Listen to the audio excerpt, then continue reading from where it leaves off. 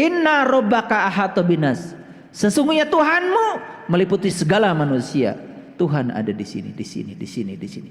Dia berbicara. Masa tidak bisa menangkap kesusahan orang ketika ketemu dengan kita? Masa tidak bisa menangkap? Siapa yang sedang berbicara? Bukan dia, Allah. Cuman bilang, kata Allah, aku sudah titipkan rezeki pada kamu. Tolong dong bantu ini. Begitu kita bantu dia, itulah memuja Allah yang sebenarnya.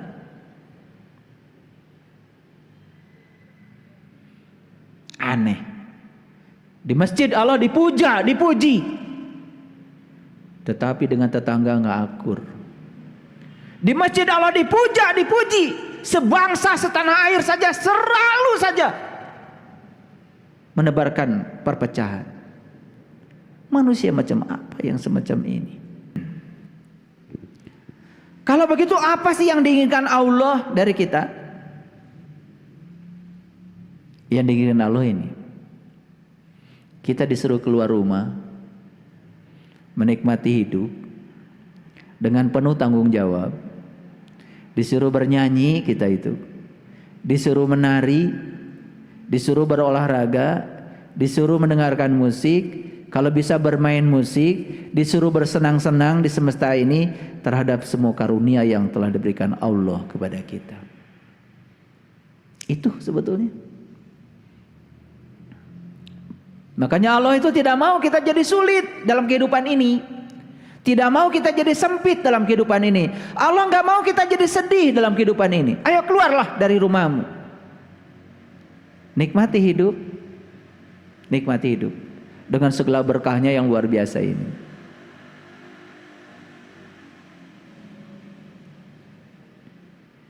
Ya. Jadi aneh ya, belajar agama malah jadi semakin banyak kesedihan.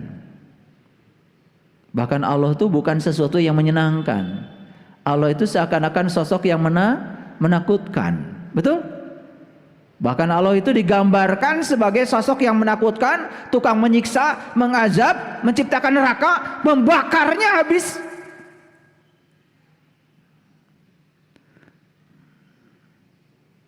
Di mana kita mau meletakkan Tuhan yang Maha Pengasih, Maha Penyayang kalau begitu? Aneh-aneh aja.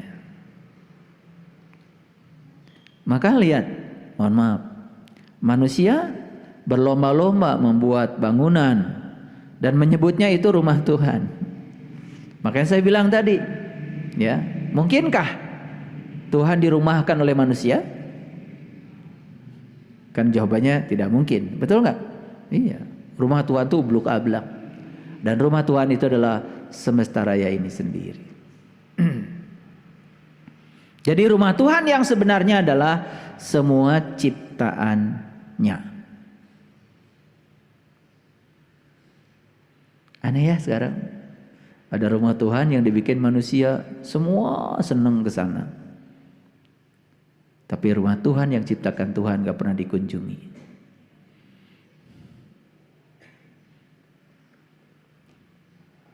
Aneh. Padahal mengunjungi rumah Tuhan yang ciptaan Tuhan gak perlu pakai ongkos.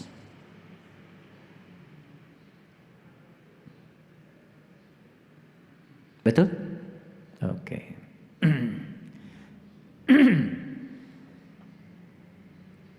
Inilah ayatnya. Kalau gitu mana rumah Tuhan yang sebenarnya? Surat Ali Imran ayat 96. Izin kalau saya memperbaiki terjemahannya supaya sesuai dengan yang ada dalam bahasa Arabnya. Bahasa Arabnya gini, inna awala baitin wudi'a. Wudi'a apa? Wudi'a itu wudu. Wudu itu berpisah.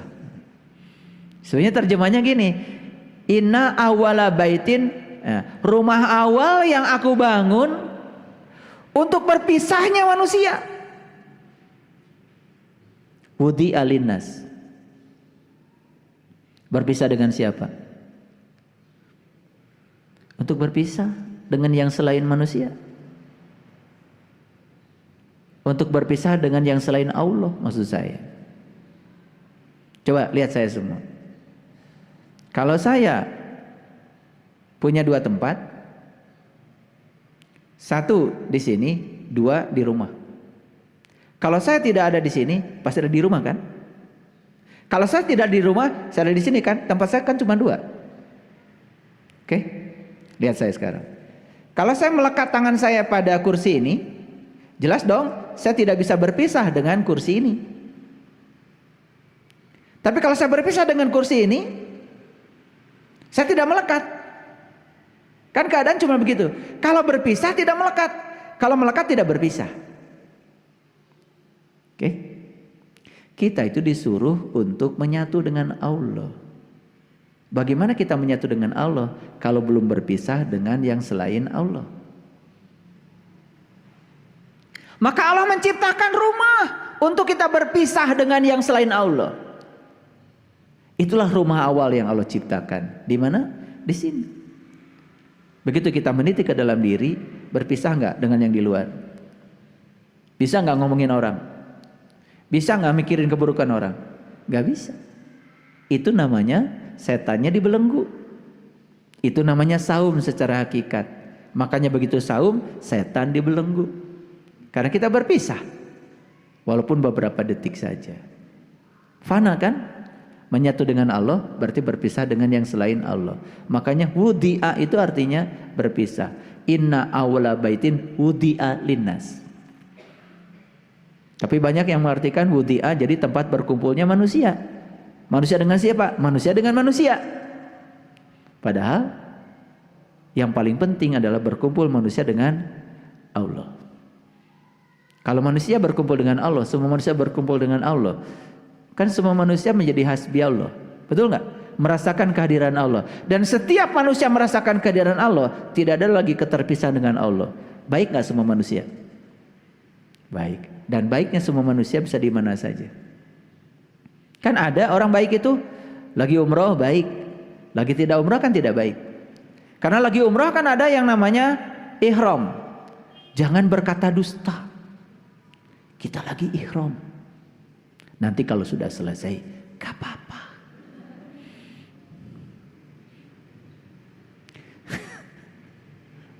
Jangan menutup kepala. Kita lagi ihram, dam. Kan gitu. Ada tuh kalau haji dan umroh pembimbing yang senangnya main dam-daman, dikit-dikit dam, dikit-dikit dam, cari kesalahan jamaah supaya kena dam, mintanya kambing 1 kali kesalahan, bangkrut habis haji, karena dam-daman terus, dikit-dikit dam, iya di bis ketiduran, namanya orang ketiduran kan, perjalanan dari Madinah ke Mekah 6 jam. Ya tidur, begitu tidur nggak kerasa itu kain ihram udah nyampe di sini karena AC kuat. Coba orang lagi tidur kan sare, gak inget kan?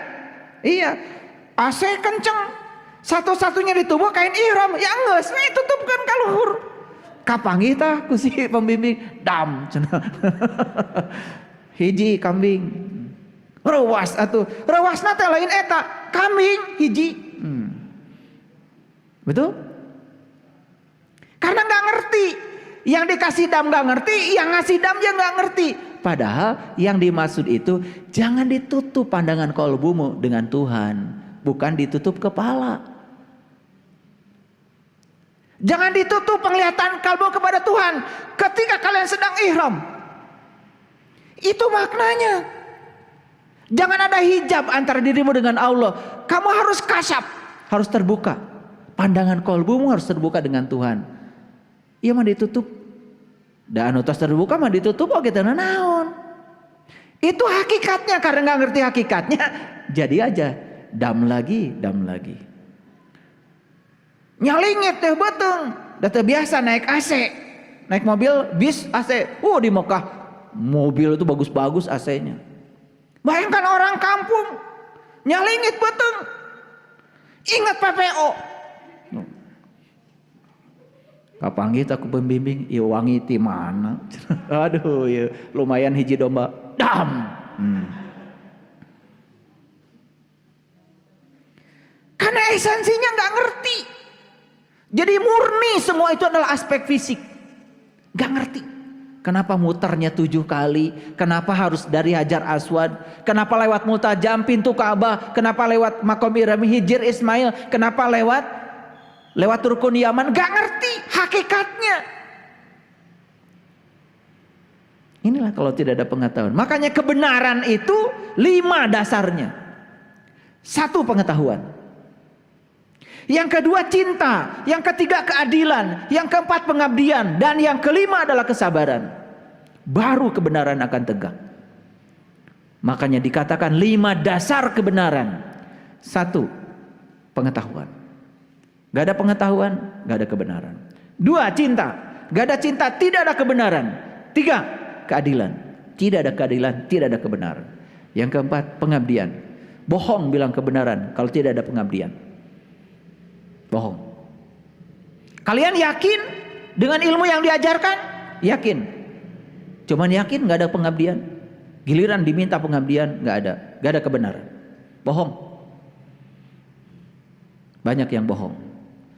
Giliran sudah mulai pengabdian, hilang. Apalagi kesabaran. 5 dasar kebenaran. Kebenaran itu harus dibangun di atas 5 dasar. Para sahabat,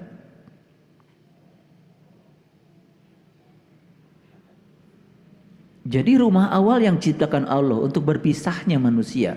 Berpisah dengan apa? Nih, berpisah dengan ini. Gimana caranya? Meniti ke dalam diri. Begitu kita meniti ke dalam diri, mengasingkan diri ke dalam, betul nggak kita berpisah? Di mana kita berpisah? Di sini. Ada apa di situ? Tempat tersembunyi yang diberkahi. Betul? Betul? Begitu meniti ke dalam diri, init bari cicing milang pah tengalengka. Berpisah dengan yang di luar, apa yang terjadi? Kita menuju Bakah al-Mubarakah, tempat tersembunyi yang diberkahi. Betul diberkahi di situ? Luar biasa.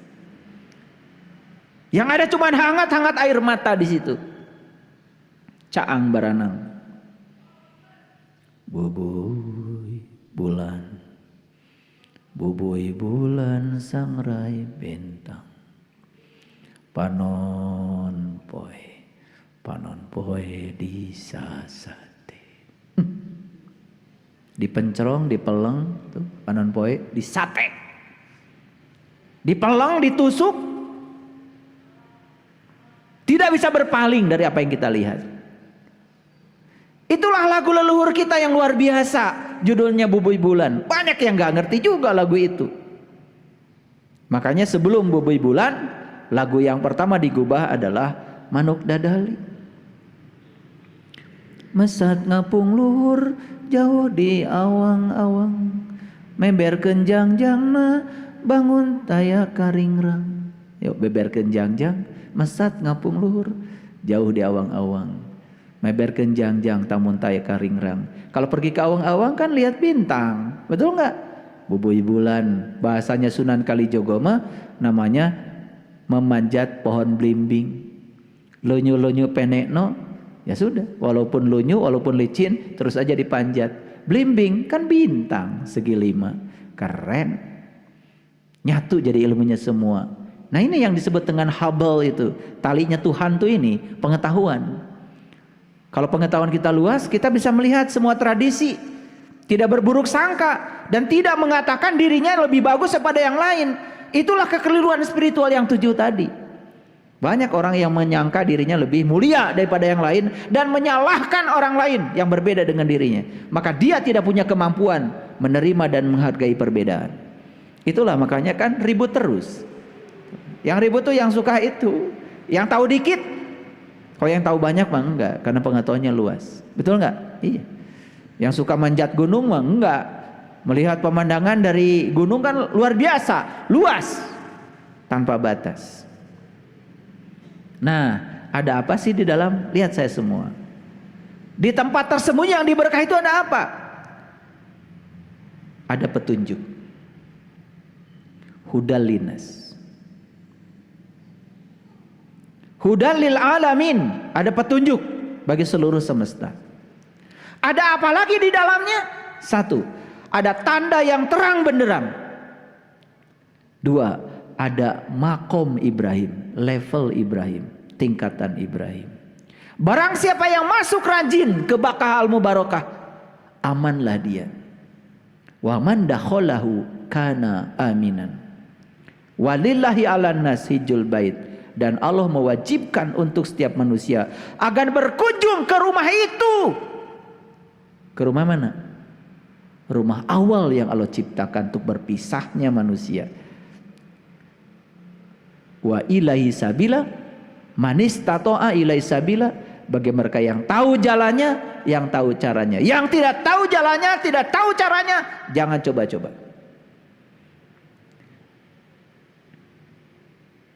Gitu. Begitu tahu jalannya, tahu kendaraannya, langsung tegar.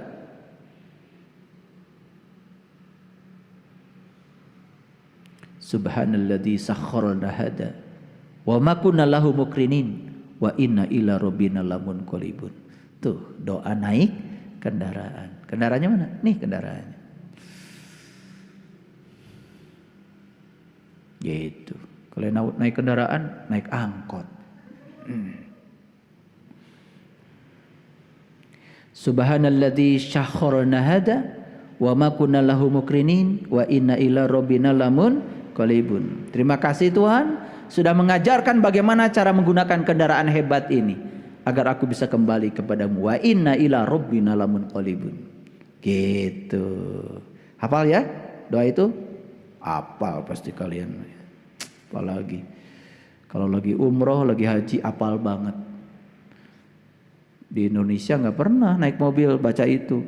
Kalau di Mekah langsung pakai kacamata hitam, pakai peci, oh luar biasa. Semua udah gaya lah. Dipimpin. Mari kita berdoa dulu. Di Indonesia matara, maca eta teh. Astagfirullahaladzim, astagfirullahaladzim, astagfirullahaladzim. Allahumma, wah gitu. Allahumma, oh semua ya kompak. Sedang jadi turis. Nah, ketika kita mengartikan doa itu sebagai permintaan dan kita kemudian seakan-akan boleh mengatur-ngatur Tuhan, mengajari Tuhan supaya Tuhan diajari cara yang terbaik menunaikan tugasnya dan supaya Tuhan mengikuti segala keinginan kita. Bayangkan, semrawut nggak kehidupan ini? Bayangkan kalau semua permintaan dipenuhi, semrawut nggak? Semrawut nggak? Semrawut. Coba kalau semua permintaan manusia ingin jadi orang kaya dipenuhi Tuhan saat ini, semrawut nggak dunia? Semrawut. Susah kita.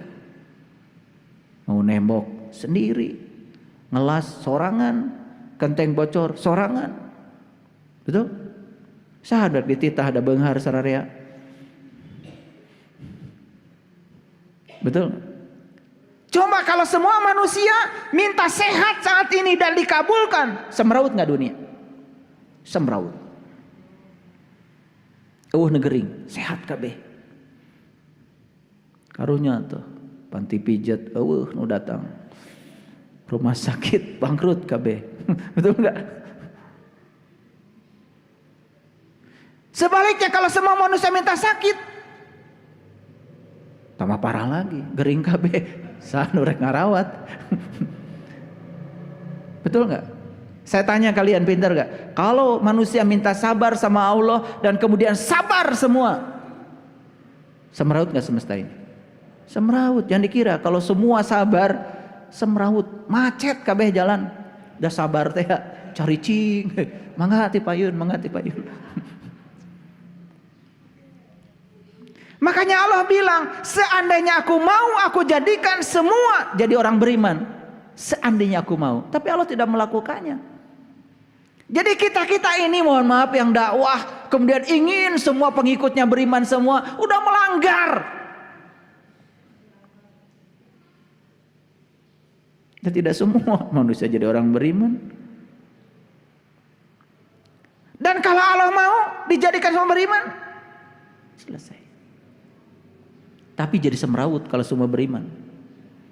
Awas, jangan dikira loh semua beriman tuh jadi semrawut. Apa kalau semua orang baik itu tidak semrawut? Semrawut. Datu ayat tuh jalmi saya, mun teu saya. Betul nggak? Jadi inilah sebetulnya semesta yang sebenarnya, yang oleh kita ditolak. Inilah kenyataan hidup yang sebenarnya. Ayo kita terima. Terima semua orang apa adanya. Yang bodoh terima dengan kebodohannya, yang pintar terima dengan kepintarannya, yang sadar terima kesadarannya, yang belum sadar terima dengan ketidaksadarannya. Kan sederhana, tugas kita cuman nerima saja semua orang apa adanya. Sempurna. Sempurna semesta ini bukan semua jadi orang beriman, nggak mungkin, dan Allah pun tidak melakukannya. Supaya ada pencerahan. Makanya yang pertama, berhenti menyalahkan Allah atas kehidupan kita yang beranak. Buah-buahnya doa abdi teh dikabul ku Allah. Nah Allah tarik abdi mah teu ngadangu. Tuh. Betul? Padahal kita merasakan kehadirannya saja tidak. Lihat saya semuanya. Bapak Ibu, jangan percaya sama orang yang mengajarkan seakan-akan Allah itu membatasi rezeki kita, menentukan nasib kita, datos ditentoskeun ku Allah cenah abdi mah bagian kieu jadi jelema sangsara ti dituna. Jadi aja tidak ada keinginan untuk berubah. Padahal Allah menyediakan kebahagiaan yang sama, menyediakan rezeki yang sama buat semua orang, sama banyaknya. Kenapa beda? Kita yang ngambilnya berbeda, metodenya berbeda, caranya berbeda, kahayangna beda, semangatnya beda. Batur mah hudang kene urang geus sare.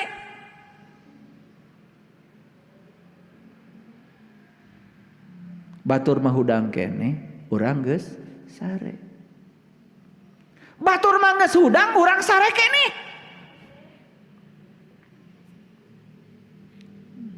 Rek teu beda kumaha tuh. Batur mah geus mandi subuh teh. Ieu mah kakara mandi mun diajak. Kang Dadan. Ayo Ke Pak ibakeula tinggalkeun we. Enak aja kudu nungguan jelema mandi. Udah hilang tar rezeki. Betul enggak? Makanya orang tua saya mah dulu ngajarin sederhana kalau ngajarin sama saya. Marane lamun isuk-isuknya mandi. Sanajan moal ka mana-mana mandi. Mun diajak batu resep nu ngajakna. Makanya pagi-pagi sanajan teu ka mana-mana saya mah mandi we. Kayak ngaji teh mandi teh jam 8 kurang saparapat. Da pengajian lagi jam 8.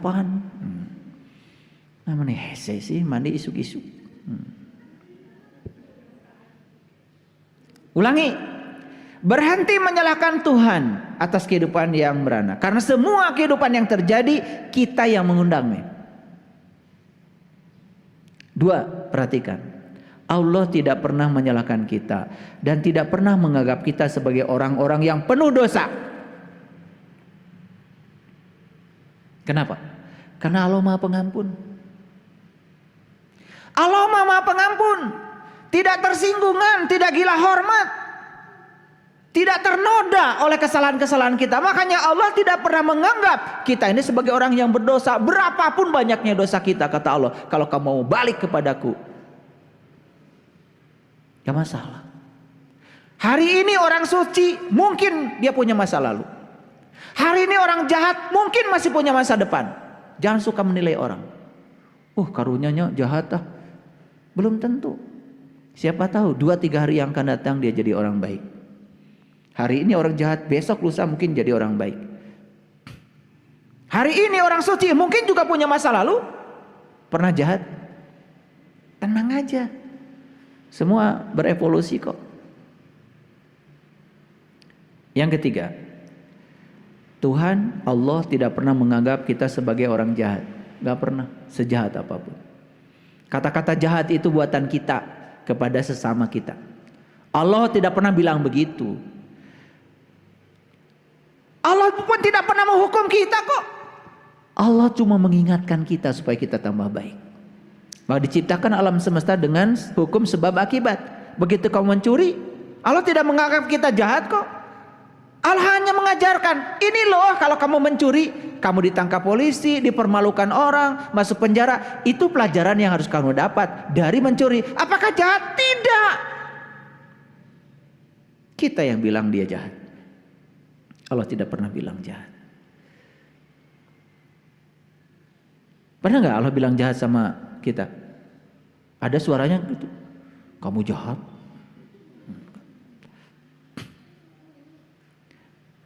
Semua yang kita pilih, dari semua pilihan kita ada akibat yang harus kita tanggung. Itu saja yang diajarkan Allah. Bahkan bisa jadi ketika orang itu melakukan dalam tanda kutip yang disebut dengan kejahatan oleh manusia, siapa tahu ada titik balik menemukan kesadaran. Betul nggak? Bagi Allah mah nggak apa-apa kok, baik-baik aja. Kita aja yang riweuh. Nah itu diajar ngaji teh masih eueuh pake eueuh keneh. Hayo we mikiran kesalahan batur.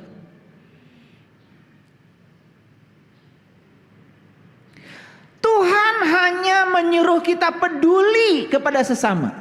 Dengarkan kata-kata saya. Makanya memuja Tuhan yang paling tinggi adalah peduli kepada sesama.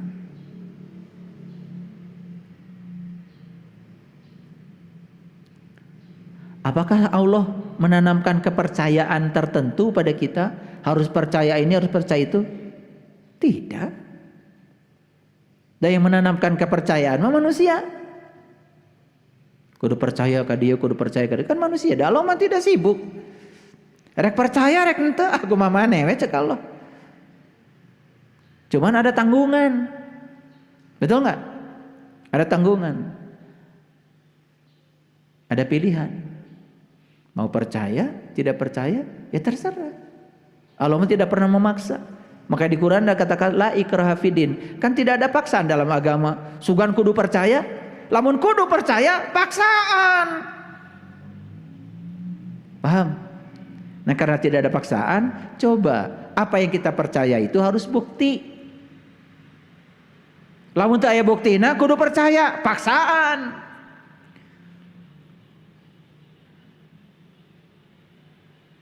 Banyak gak buku yang ditulis atas nama Allah?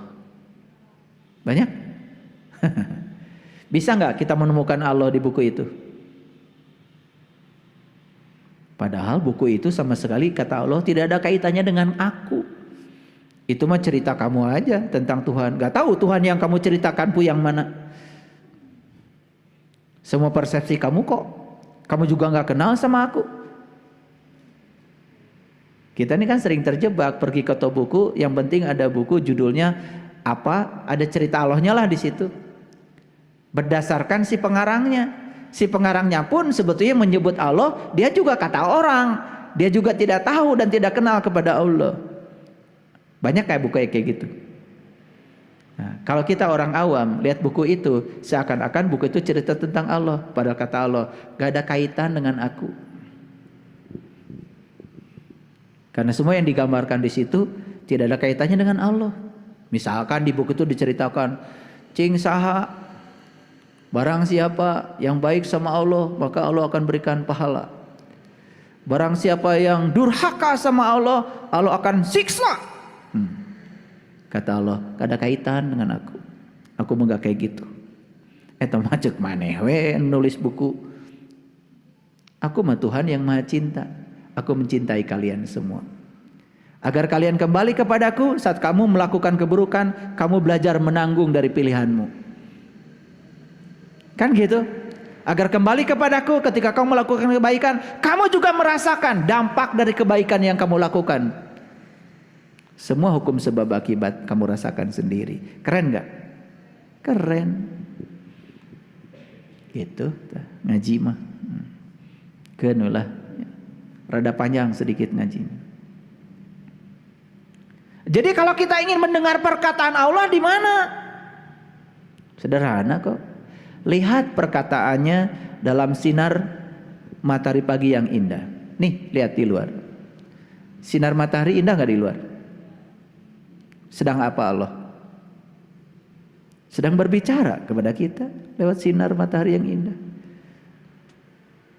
Bisa menangkap pembicaraannya? Coba lihat saya semuanya. Begitu lihat sinar matahari, apa yang terpikirkan oleh Bapak Ibu? Allah sedang berbicara apa? Dengan sinar matahari ini, aku tumbuhkan semua biji-bijian di bumi yang kamu tanam. Dengan sinar matahari ini, aku bakar seluruh bunga agar mengeluarkan bunga-bunga yang indah. Dengan sinar matahari ini, aku hidupkan bunga-bunga berwarna-warni. Tanpa ada sinar ini, tidak ada kehidupan, kata Tuhan. Betul? Sedang bicara nggak Allah? Bisa nggak menangkap bahasanya? Kenapa tidak bisa menangkap? Karena tidak punya pengetahuan. Lihat sinar, sinar aja. Lihatlah perkataannya sebagai bentangan alam yang tanpa batas. Coba malam-malam tengadahkan kepala kita ke ruang kosong tanpa batas. Dan kita tidak bisa melihat batas-batasnya sama sekali. Di situ kita mengatakan Allahu Akbar. Ruang tanpa batas ini sedang bicara kepada kita. Bicara apa? Bicara apa?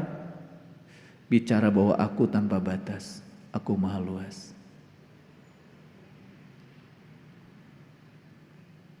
Perlu bahasa tertentu gitu untuk bicara dengan Tuhan? Tidak. Lihatlah perkataannya dalam hembusan angin yang sejuk. Coba. Lagi diam seperti ini, sir, angin sejuk. Bisa menangkap perkataan Allah di situ? Bisa? Apa kata Allah? Kenapa ada angin? Kenapa ada angin? Apa sih angin itu? Angin adalah udara yang bergerak. Kenapa udara bisa bergerak? Udara bisa bergerak karena perbedaan tekanan udara. Udara bergerak dari yang tekanan tinggi ke tekanan rendah. Kenapa di bumi ini ada tempat tekanan udaranya tinggi, tekanan udaranya rendah? Kenapa? Oh, karena matahari menyinari tanah, menyinari laut. Tanah disinari, lambat menerima panas, lambat melepaskan panas. Air cepat menerima panas, cepat melepaskan panas. Sinar mataharinya sama satu, tapi menyinari tanah dengan air, sifatnya jadi berbeda. Terjadi perbedaan suhu. Perbedaan suhu menimbulkan perbedaan tekanan. Terus ngomong kita, Allah sedang bicara kepada kita.